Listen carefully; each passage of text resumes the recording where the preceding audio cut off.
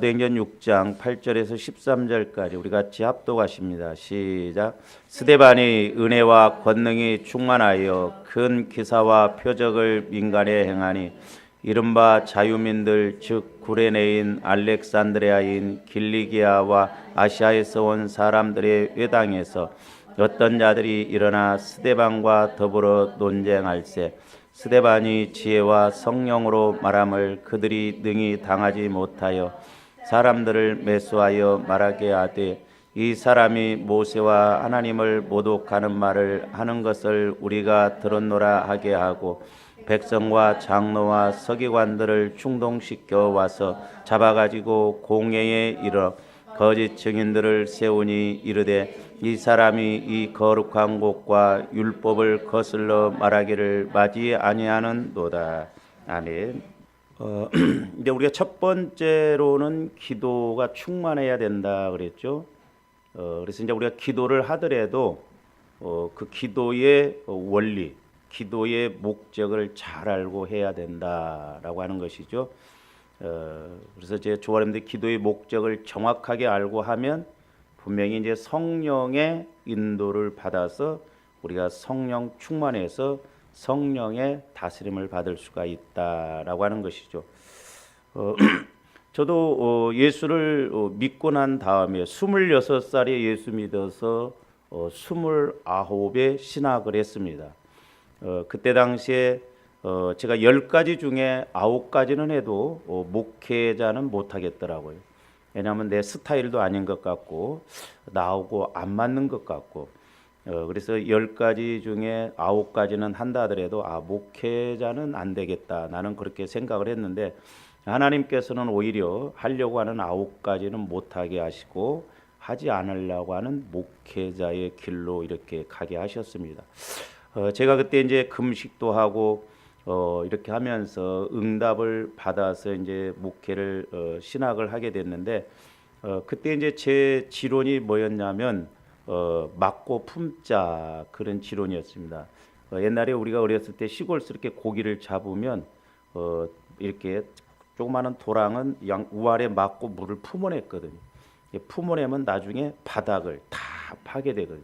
더디고 힘든 것 같지만 그게 어떤 면에서는 나로서는 그렇게 할 수밖에 없겠구나 그랬는데 언젠가 이렇게 그러면서 기도를 하는데 처음에는 저도 이제 모세와 같은 능력을 달라고 그랬더니 야 이놈아 지금 너한테 모세와 같은 능력을 주면 어린아이한테 칼 주는 것과 마찬가지야. 애들한테 칼 주면 지도 찌르고 남도 찔러버리고 이렇게 못하잖아요.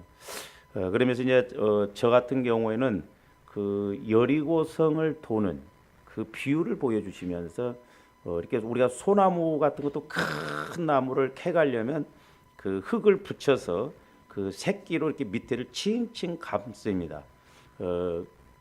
모세는 금방 이렇게 뭐 지팡이로만 해도 막 홍해가 갈라지고 그런데 그건 광야 신앙이고요. 여호수아는 더딘 것 같아도 가나안 신앙이더라고요. 그래서 돌아야 되는구나, 오래 가야 되는구나. 그래서 맞고 품더라도 오래 품어야 뭔가 이렇게 와지는. 그래서 지금도 이렇게 실제 기도를 해보면 어떤 면에서는 제 생각이 좀 더디게 깨닫게 해주시지 않나 이런 어떤 생각이 들 때가 있는데 그래서 이제 제가 그 신학교 들어가자마자 하나님이 물질적으로 너무 어렵게 하다 보니까 저는 그때 기도의 목적을 모르고 어려우니까 기도할 수밖에 없었습니다. 그리고 이제 이렇게 우리말로 기도하면 미천이 짧으니까 우리 친구가 다녔던 교회에서 이제 방언 받은 그걸 가지고 제가 한 3개월 부르짖었더니 너만 말하지 말고 나도 말하자 그런 이제 음성이 들려지더라고요. 그때 또 분별이 없었기 때문에 마귀가 주는 건 줄 알고 막 물리쳤거든요. 근데 이제 일주일을 이렇게 물리쳤더니 성령께서 마귀가 주는 것이 아니라 내가 주는 것이다. 그래서 지금도 제가 이제 여러분들을 보면서 때로는 우리가 정확하게 기도의 목적 원리를 알고 가면 그렇게 우리가 성령의 인도를 받는 것 어렵지 않다라고 하는 것입니다. 만약에 하나님께서 우리에게 성령을 이렇게 보내주셨는데 뭐 더디게 주신다고 한다면 어떻게 보면 하나님이 아니시죠. 하나님이 문제일 리가 없고 저와 여러분들이 문제인데, 그러면 이제 우리가 성령 충만을 받으려면 어떻게 해야 되냐? 설령 우리가 성령 충만은 못 받는다 할지라도 내가 좀 성령 하나님과 교제가 이루어지고 성령 하나님을 통해서 말씀을 깨닫는 좀 기본적인 신앙을 가지려면 어떻게 해야 되느냐? 우리가 신약 성경에서 보면 이 성령 충만 받는 그것에 대해서 두 가지로 말씀하고 있습니다. 제가 오늘 아침에도 이렇게 기도를 하면서 깨달은 것이 뭐냐면, 오늘날 저와한테 복잡하게 신앙생활을 하려고 하지 마세요. 부모 자식 간에 복잡하게 막 이루어집니까? 지식의 관계가 아니에요. 부모 자식은 그야말로 생명 관계죠. 어려우면 어려울 때 그때그때 도와주고 빚을 내서라도 그렇게 해주려고 하고 또 그러잖아요. 하나님과의 관계도 마찬가지더라고요. 근데 마귀는 자꾸 우리를 복잡하게 해서 그렇게 가야만 되는 것으로 아는데 그렇지 않아요. 성령 충만 받는 것도 사실 우리가 알고 보면 간단하고 쉬운데 마귀는 이것을 철저하게 모르고 가게 한다 이 말이에요. 그래서 오늘 저와 여러분들이 이제 성령 충만 받는 그런 이제 방법을 우리가 신약 성경을 통해서 오늘 사도행전을 통해서 우리가 좀 봐야 되겠는데, 첫째는 뭐냐면 저와 여러분들이 철저한 회개를 하여서 죄사함을 받아야 돼요. 철저하게 회개를 해서 죄사함을 받아야 된다. 그래야 성령께서 역사하시죠. 그러니까 첫 번째 문제는 뭐냐면 죄의 문제예요. 죄의 문제. 근데 이제 보통 우리가 회개를 하더라도 보면 육신적인 측면에서 회개만 합니다. 뭐 예를 들어서 부부간에 싸우고 뭐 또 내가 뭘 잘못하고 그랬으면 하나님, 내가 또 이렇게 싸웠습니다. 다시는 안 싸우게 해주세요. 그게 맞는 기도인 것 같지만 안 맞습니다. 하나님은 우리가 해야 할 일이 있고 하나님이 하셔야 할 일이 있는 게 분명히 구분이 되어 있어요. 안 싸우는 것은 내가 안 싸워야 돼요. 하나님이 안 싸우게 한다고 해서 안 싸워줘요? 아니에요. 내가 변화가 안 되어지면 계속 우리가 그렇게 갈 수밖에 없습니다. 미워할 수밖에 없고 혈기 부릴 수밖에 없고 그렇죠. 그러니까 우리는 뭘 회개하냐면 주로 내가 뭐 욕했습니다. 내가 싸웠습니다. 내가 뭘 이렇게 했습니다. 그 죄의 열매를 가지고 회개해요. 그러니까 예를 들어서 나무가 뿌리를 바꿔야지 썩은 열매가 계속 맺히는데 그 열매만 따난다고 해서 또 다른 열매가 맺히는 게 아니거든요. 뿌리에서 문제가 있으면 계속 썩은 열매, 잘못된 열매가 맺히거든요. 그러니까 본질, 우리가 이 본질을 회개를 해야 돼요. 하나님이 저와 여러분들을 미워하게 안 하게 하시는 게 아니라 우리가 주님 마음을 가져서 미워하지 않도록, 그래서 내가 그런 것을 미워하지 않도록 내가 그건 그렇게 해야 돼요. 그건 내가 해야 할 일이에요. 근데 나이가 20살, 30살 먹었어도 엄마 밥 먹여줘. 그러면 그게 정상이냐고요. 그러니까 내가 해야 할 일, 하나님이 해야 할 일을 우리가 구분을 못하니까 그래요. 하나님이 안 싸워주시게 한다고 해서 안 싸워지는 게 아니라 내가 변화되면 싸워지지 않아요. 미워하지 않습니다. 할렐루야. 좀 더 이걸 잘 알아야 돼요. 그래서 이제 우리가 죄를 회개를 하나 해야 되고 철저히, 또 하나는 뭐냐면 제가 이제 기도하면서 깨닫는 게 뭐냐면 하나는 저와 여러분들의 상처와 쓴뿌리가 치유되어져야 된다라고 하는 것입니다. 특히 우리 한국 사람들은 상처가 많은 사람들이에요. 이 상처가 많고 쓴뿌리가 많다 보니까 마귀는 그 상처와 쓴뿌리로 인해서 성령의 인도를 받지 못하게 하고 응답을 받지 못하게 한다. 겉보기에는 멀쩡한 것 같고 예쁘고 그런데 그 안에 상처가 많으면 그 사람 태도가 다른 거예요. 흔히 저와 여러분들이 그러죠. 뭐 하다 보면 나는 원래 성질이 그래. 나는 원래 성격이 그래. 아니에요. 성격은 얼마든지 바뀝니다. 기질은 잘 안 바뀌어지는 것 같아요. 성격이 그렇다는 것은 상처가 많다는 거예요. 성격이 그래서 그런 게 아니에요. 그러면 성격이 그렇다면 똑같아야 되잖아요. 그러니까 모태로부터 형성된 그런 상처 쓴뿌리가 우리 안에 자리 잡고 있다 보니까 그게 굽어져서 가고 바른 길로 가지 못하게 하는데, 그래서 조합원들이 꼭 회개할 것이, 이제 오늘 제가 말씀을 드리고자 합니다만은, 하나는 죄의 본질을 회개해야 되고, 또 하나는 저와 여러분들이 상처 쓴뿌리는 그럼 어떻게 해야 되냐? 그것도 회개해야 되냐? 그런 측면이 아닙니다. 자, 그래서 사도행전 2장 38절에서 우리가 이렇게 그걸 찾아볼 수 있는데, 자 보세요. 베드로가 이르되 너희가 회개하여 그랬어요. 회개하여 각각 예수 그리스도의 이름으로 침례를 받고, 물론 이제 저게 우리가 예수님을 믿음에 있어서 그 순서도 그렇습니다. 그러니까 우리가 복음을 전할 때 사실 하나님은 당신을 사랑하십니다, 듣기 좋게 하는 것이지만은 제일 먼저 중요한 게 뭐냐면 그동안 예수 안 믿은 것에 대해서 회개하십시오 그래야 돼요. 원죄 문제를 회개해야 됩니다. 그게 안 되니까 예수 믿고 잘못돼서 박태성 같이 문선명 같이 엉뚱한 길로 가는 사람들이 많다 이 말이죠. 그러니까 원죄의 문제, 내가 과거에 예수를 믿지 않았던 것. 그래서 저도 이제 예수를 믿고 우리 집안이, 우리 어머니가 아파서 구술을 많이 했습니다. 논 팔아가면서. 그 부분에 대해서 회개를 철저히 했더니 어느 날 성령께서 비유적으로 보여주시는데, 그 부리도자 있잖아요. 부리도자 이렇게 흙을 막 파서 그 우리가 우상 섬기고 이랬던 것을 이렇게 부러져자로 밀고 가면서 낭떠러지에 다 떨어뜨려주는, 그러면서 우리 집안에 영적으로 이게 뒤바뀌는 역사가 나타나더라고요. 그때부터 우환이 떠나면서 제가 말씀드렸잖아요. 우리 둘째 형님하고 저하고 우리 아버지하고 방에서 3시간 앉아 있어도 한마디도 안 한다고. 근데 예수 믿고 나서 그게 확 바뀌어져요. 180도 바뀌어져요. 마음도 바꿔지고 생각도 바꿔. 그러면서 우리 집안에 물질적으로 뭔가 되려면 손해보게 하고 손해보게 했던 그런 세력들이 다 떠나가니까 그때부터 물질의 회복도 나타나더라고요. 그러니까 우리가 철저하게 죄에 대해서, 그리고 잘못된 것에 대해서 회개를 하면 분명히 하나님께서 사해 주시고 은혜를 주십니다. 그래서 조합원들이 철저하게 회개를 해야 돼요. 회개.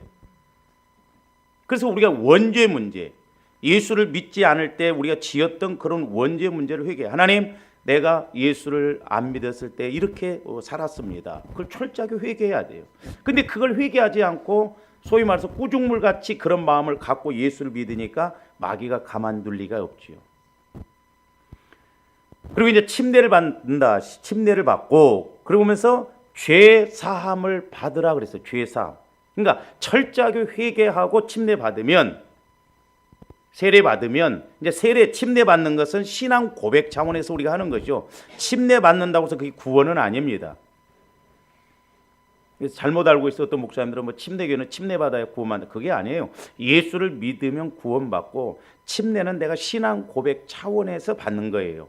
이제 그리스도와 함께 죽고 그리스도와 함께, 그러면 뭘 선물로 받으리라? 성령의 선물을 받으리니. 저게 공식이에요. 죄의 문제에 대해서 철저하게 회개하고 죄 사함을 받으면, 이게 조합원들 침례 세례 받았으니까 뭐 그건 할 필요가 없죠. 그러면 성령을 선물로 받는다는 거예요.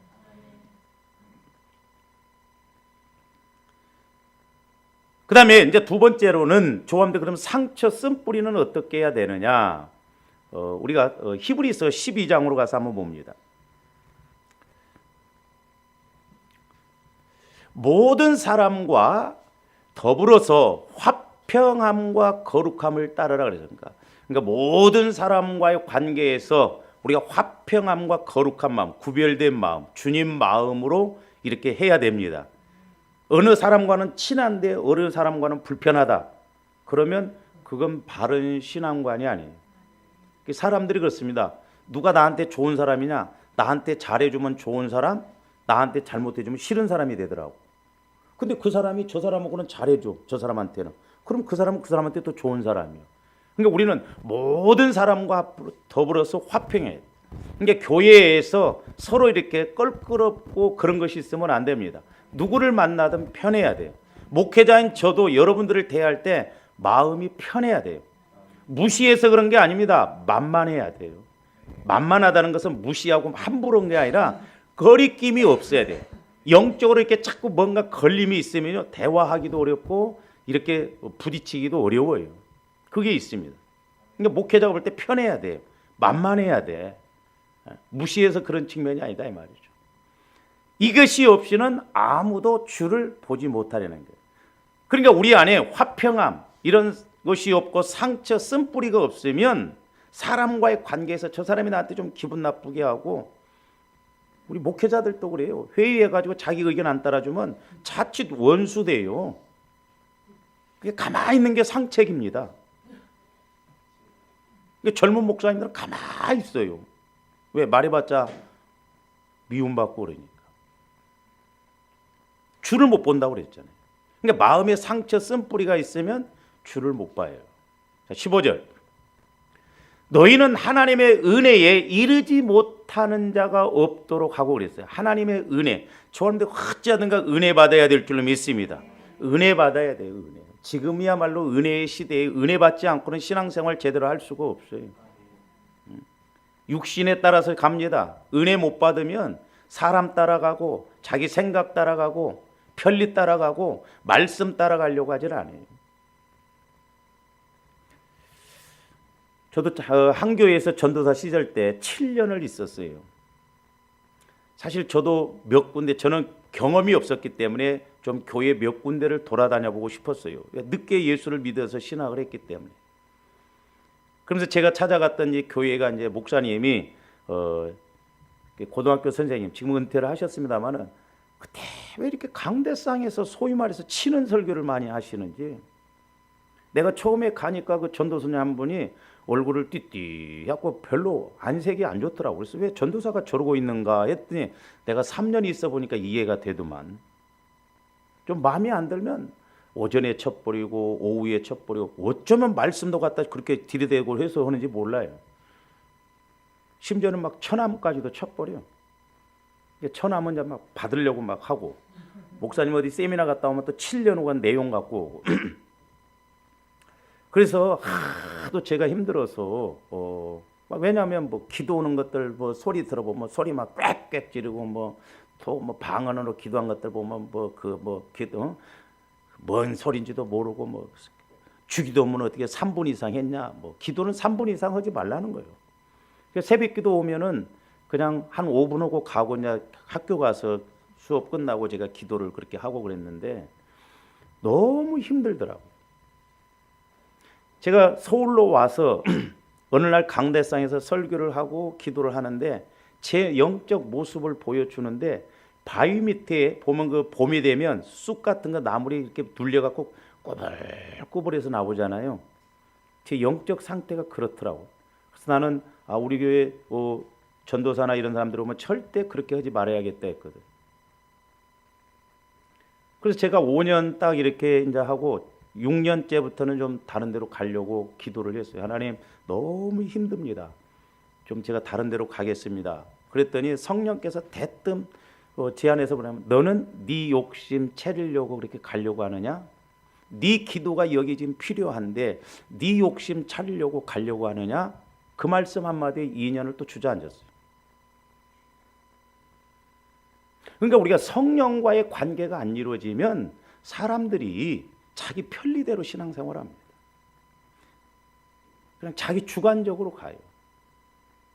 그리고 또 어떤 사람은 물어봐요. 목사님, 교회로 옮겨야 되는데 옮길까요? 말을까요?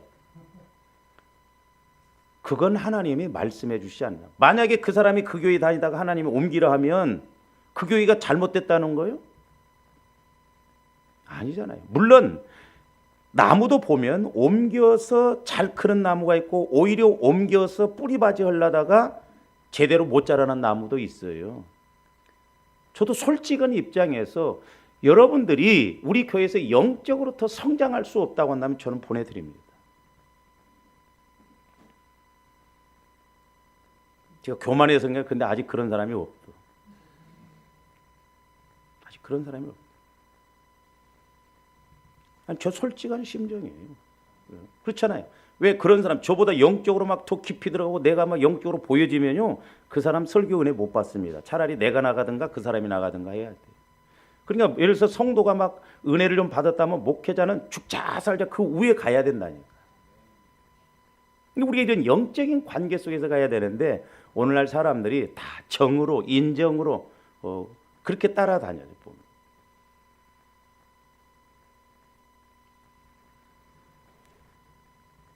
그래서 이제 저와 여러분들이 이렇게 철저하게 회개를 해야 하고 또 이제 우리가 치유를 받아야 하는데 저기 보세요. 이제 은혜에 이르지 못하는 자가 없도록 하고 또 쓴뿌리가 나서 그랬어요. 쓴뿌리, 마음의 쓴뿌리, 상처, 괴롭게 하여 많은 사람이 이로 말미암아 더럽게 되지 않게 하며.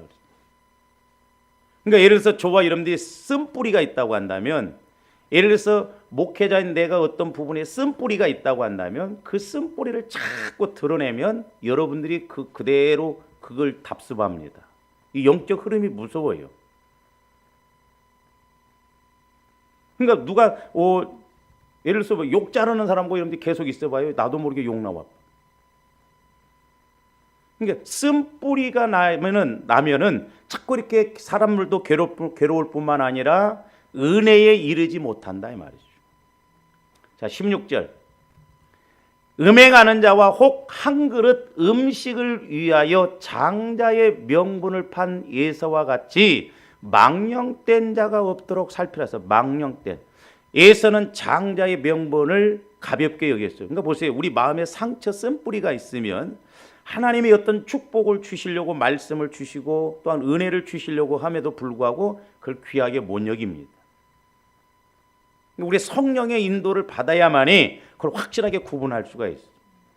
분명히 하나님께서 우리에게 은혜 주시고 문제 해결해 주시고 복을 주시려고 말씀하시는데 내 안에 상처 쓴뿌리가 있으면 그걸 믿음으로 그걸 은혜로 받아들이지를 않아요. 내 생각대로 갑니다.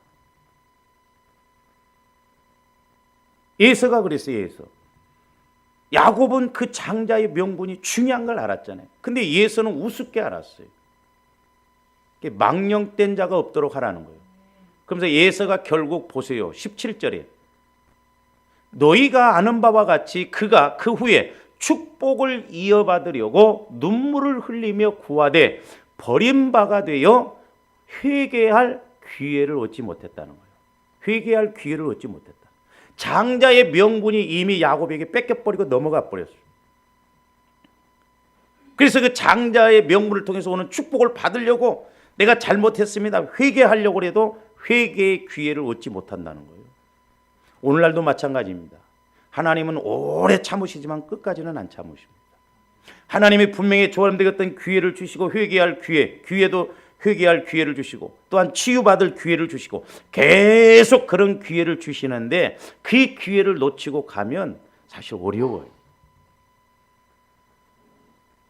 저 말씀 분명히 기회를 회개할 기회를 놓쳤다는 건 결국 뭐예요? 축복받을 기회를 놓쳤다는 거예요. 그래서 저와 여러분들이 늘 깨어 있어서 성령의 인도를 받는 저와 여러분들이 되어야 될 줄로 믿습니다. 할렐루야. 저게 상처 쓴뿌리예요. 그러면 이제 상처와 쓴뿌리는 어떻게 처리를 해야 되는가? 다시 사도행전 2장 38절. 사도행전 2장 38절을 봐요. 자, 죄 문제도 그렇고 아까 상처 쓴뿌리 문제도 그렇고 저기 보면 회개 나오죠? 그 다음에 침례가 나오죠? 그 다음에 죄사함이 나오죠? 그러면 성령의 선물을 받는다. 성령의 인도함을 받는다라는 거예요. 그래서 조합들이 이제 내가 큰 것은 못한다 할지라도 일상적으로 우리 삶 속에 있는 또 신앙생활의 문제 좀 성령의 인도를 받으면 기본적인 건 우리가 분명히 알고 갈 수 있다 이 말이죠. 그걸 제가 도표로 제가 이제 그 어느 날 기도하면서 깨닫게 해준 거 도표로 한번 이렇게 해봤는데 한번 보세요. 꼭 맞는 건 아니지만 그렇다고 또 틀린 것도 아니에요. 회개는 뭐예요? 회개는 우리가 분명히 인식하고 돌아서는 인정. 내가 그러니까 회개도 인식을 해야 되거든요. 그 인정하는 거예요. 인정. 그러니까 상처 쓴뿌리에 대해서 저와 여러분들이 인정을 해야 돼요. 인정을 근데 사람들이 안 합니다. 저기서 이제 인정을 안 하면 마귀가 뭘 갖고 들이대요? 자존심 갖고 들이대요. 자존심, 감정 갖고. 집사님 어렸을 때 좀 상처가 있었던 것 맞아요 목사님. 내가 어렸을 때 이런 상처 받았는데 나만 상처받았나요? 다 받죠. 제가 옛날에 신방을 가면서 이제 이렇게 기도를 해주고 애한테 애가 좀 이렇게 상처가 있는 것 같네요. 그랬더니 그 젊은 집사님이 아이고 뭐 목사님 뭐 다 애들 그렇죠 뭐. 그래서 내가 할 말이 더 이상 없다고. 그래서 그대로부터 아무 말 안 했어.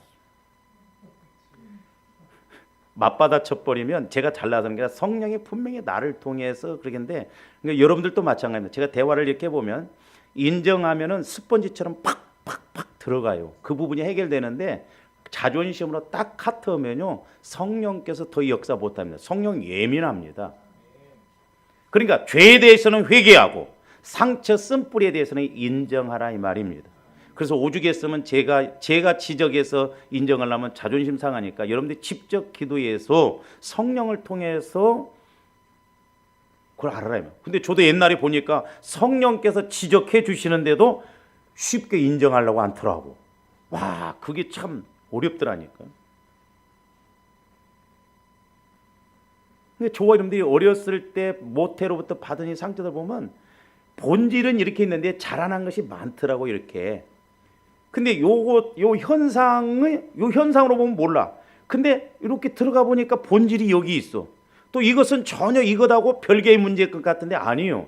그래서 저한테 보혈을 의지해서 자꾸 적용을 하고 그러면 내 안에 이런 상처 쓴뿌리가 왜 내가 이렇게 가는가를 알 수 있다는 거예요. 그게 영적 상태, 영적 상황이에요. 그래서 자꾸 인정을 해야 돼. 인정. 그 다음에 이제 침례는 뭐냐면, 뭐 우리가 침례라고 하는 것도 이제 신앙 고백 차원에서 받는다고 하는데, 그걸 적용적인 측면에서 보면 고백을 하면 돼요. 하나님, 내가 옛날에 우리 어머니 때문에 그렇게 상처를 받았습니다. 고백하면요, 그 신기합니다. 치유가 이루어져요. 제가 말씀드렸잖아요. 요즘 결혼을 해갖고 애가 막 초등학교 다니는데도 키덜트족이라고 그래가지고 옛날에 제가 TV를 보니까 뭐 비행기, 자동차 이런 거지 막 수십만 원, 수백만 원짜리도 있는데 애들처럼 방 하나에다 그걸 탁 이렇게 막 월급 타서 절반은 거기다 투자한대요. 그거 뭐요? 성인 아이죠. 그러니까 어렸을 때 뭐 좀 해달라고 했는데 안 해주니까 그게 상처로 되니까 그것만 보면 환장한 거예요. 못 사고는 못 배기는 거예요. 그러니까 부부간에도 그런 걸 알면요 인정해주고 불쌍히 여겨집니다. 쓸데없는 거 해라고 하면 더 사와. 그 사람은 그걸 잘 알아야 된다니까. 그러니까 부부간에 엉뚱한 거 갖고 싸우지 말고 여보 당신은 어렸을 때 어쩌서 서로 좀 대화를 해서 그걸 좀 그래서 당신이 그렇게 성질이 지랄 같구나.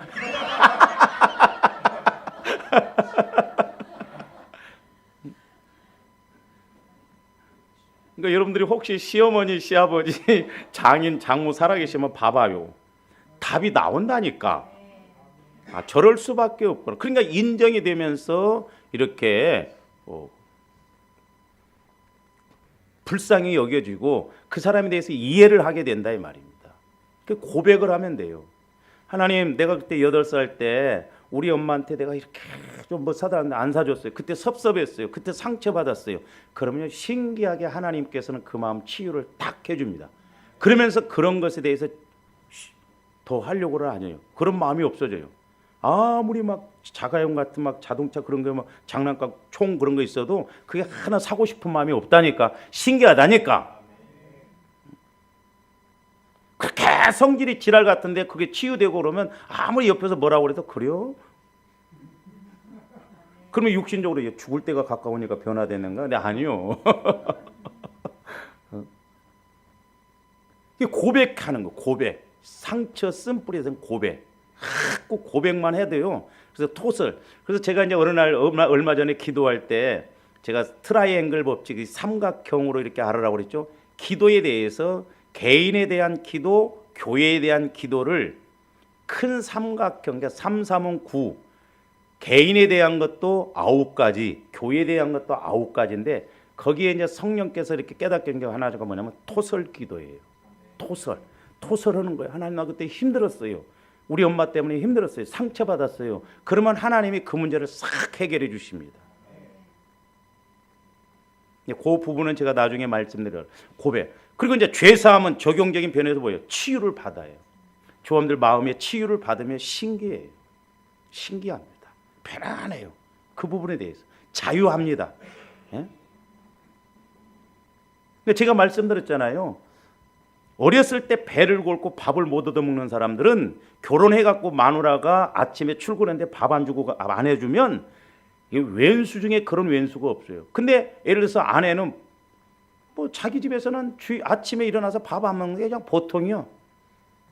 그러니까 밥을 안 해줘도 아무렇지 않는데 남편은 안 그래. 배를 골았기 때문에 그 밥 못 먹는 데 대한 그런 상처가 많다 보니까 밥 안 해주면 날마다 싸운다니까요.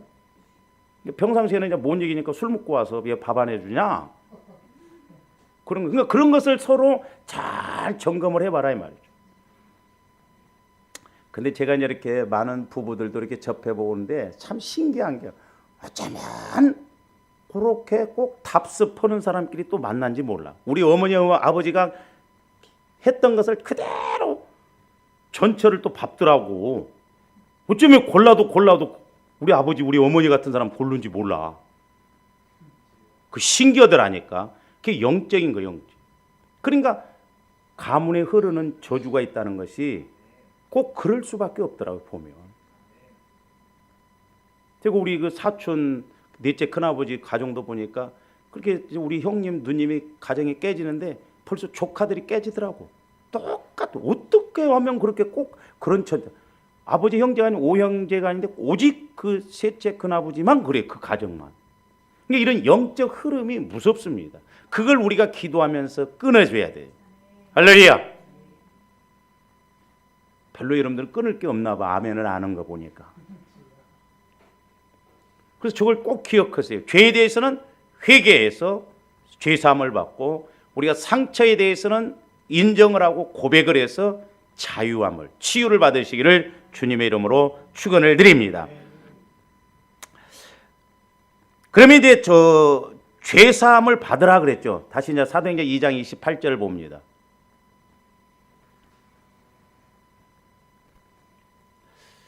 자, 죄사함을 받으라. 저 말은 이제 다른 말로 말하면 얻으라였어요. 얻으라. 그러니까 분명히 조함이 실제가 돼야 됩니다. 죄를 회개했으면 죄사함을 받아야 돼요. 그렇죠? 그래서 실제가 되어져서 우리가 이제 성령을 선물로 받아야 되는데 이 받으라, 얻으라 이 말은 세 가지 의미로 이렇게 표현할 수 있는데 첫 번째는 뭐냐면 영역을 말해요. 영역을 지시한다. 그게 뭔 말이냐면 이 경우 회개하고 침례를 받는 일이 죄를 사함받는 것과 동일한 영역에 속한다는 거예요. 그러니까 회개를 하면 그래서 사실 회개도 성령을 통해서 회개를 해야 되겠더라고요. 그러면 정확하게 회개가 이루어지고 회개가 이루어지면 그게 사함이 분명히 이루어지는 같은 영역이다 이 말입니다. 그러니까 죄가 사했다는 것은 사해졌다는 것은 회개가 이루어졌다는 거예요. 치유가 이루어졌다는 것은 고백이 이루어졌다는 거죠. 인정을 했다는 거죠. 같은 영역이다 이 말입니다. 할렐루야. 그러니까 그 부분에 대해서는 조함대 정확하게 회개했으면 자유해야 됩니다. 왜? 사함 받았기 때문에. 그러니까 내가 두려움에 대한 그런 상처가 있었는데 두려움에 대해서 치유가 이루어졌다고 한다면 어떤 상황에서 두려움이 안 와야 돼요. 왜? 그게 같은 영역이니까.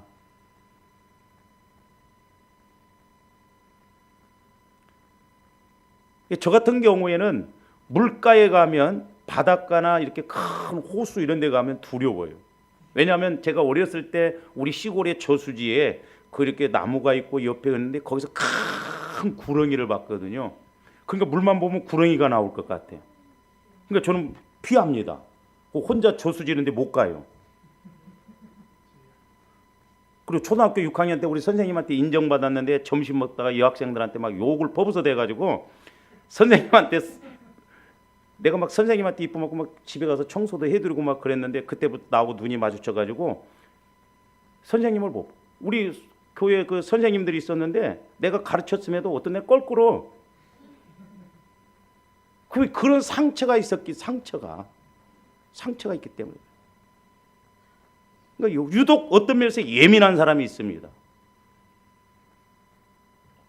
그러니까 보세요. 우리 교회도 이제 이렇게 어렸을 때 자동차 타고 가다 상처받은 사람들이 내가 운전은 하는데 남의 차 타면 차멀미해 버려. 그게 안 맞잖아요. 내가 운전해도 차멀미를 해야 되는데 내가 운전할 때는 차멀미를 안 해. 근데 다른 사람이 운전하는 차멀미, 그게 왜 그래요? 상처가 있기 때문에. 이 뇌에서 우리 그 생각에서 내가 차를 타면 사고가 났다. 이런 것들이 저와 여러분들을 얼마나 힘들게 하고 방해를 많이 해요.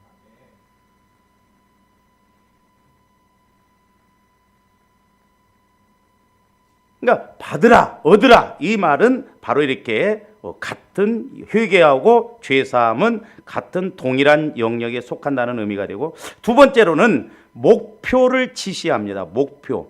그러니까 이건 뭐예요? 회개하고 침례받는 것이 죄를 사함받도록 시행해야 된다는, 그게 목표예요.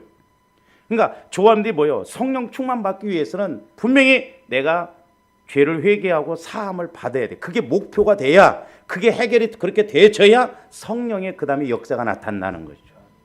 뭔 말인지 이해가 되죠? 목표. 내가 죄를 회개하고 죄를 사함 받아야 결국 성령의 역사가 나타나는 은혜가 임한다 이 말이죠. 그러니까 같이 가는 거예요. 같이 정확하게 이루어지면 그냥 지식이 아니라 현실로 이루어집니다. 그 다음에 세 번째로는 효과를 나타내는, 효과를 지시하는데, 회개하고 침례를 받으면 분명히 죄사함을 가져온다는 거예요. 죄사함. 조금더 회개만 잘해도요 은혜 받습니다. 우리가 뭐 해주세요, 뭐 해주세요 이런 거 안 해도 회개만 정확하게 이루어져도 은혜가, 왜? 그게 효과가 분명히 나타나니까. 근데 맨날 우리는 회개했는데 맨날 도로 또 똑같은 반복해서 한다면 그 회개 안 된 거예요.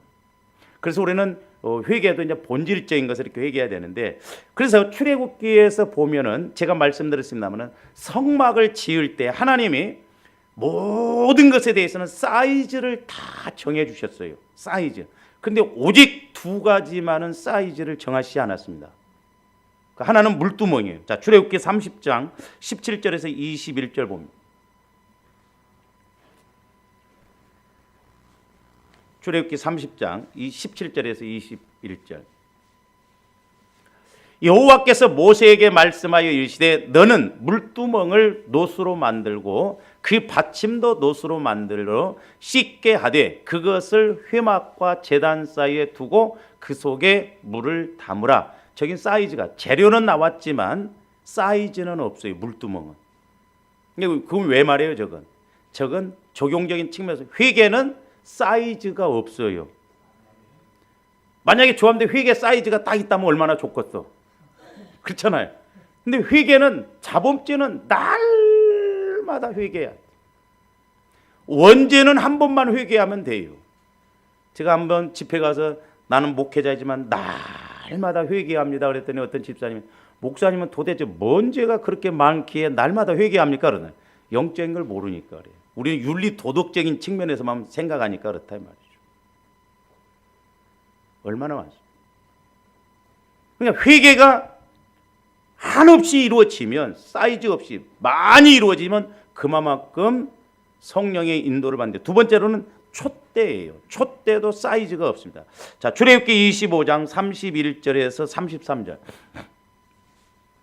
너는 순금으로 등잔대를 쳐 만들되 그 밑판과 줄기와 잔과 꽃받침과 꽃을 한 덩이로 연결하고 가지 6을 등잔대 곁에서 나오게 하되 다른 3가지는 이쪽으로 나오게 하고 다른 3가지는 저쪽으로 나오게 합니다. 여러분들이 출애굽기 25장이나 저렇게 37장인가 거기 보면 법궤도 사이즈가 있어요. 2규빗반, 3규빗반 사이즈가 있는데, 물두멍은 이제 성막에 있어서 먼저 성소에 들어가는데 물두멍이 제사장들이 손을 씻고 들어가잖아요. 그 회개를 의미하거든요. 그러니까 회개는 사이즈가 없어요. 회개할수록 촛대는 저 성령을 상징합니다. 저기 불을 피우잖아요. 참 하나님의 말씀을 저렇게 깨닫고 보면 얼마나 정확한지. 촛대도 딱 사이즈를 만들어놨다면 성령 충만 이제 그만 받아. 근데 성령 충만 받는 것도 제한이 없어요. 할렐루야! 응. 조는 것도 제한이 없더.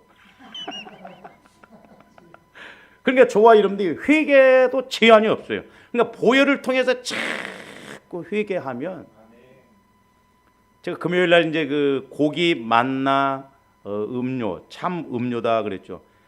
나는 왜 그 의심이 좀 들었었거든요. 왜 하나님이 고기를 주시고 이스라엘 백성들을 죽였는가?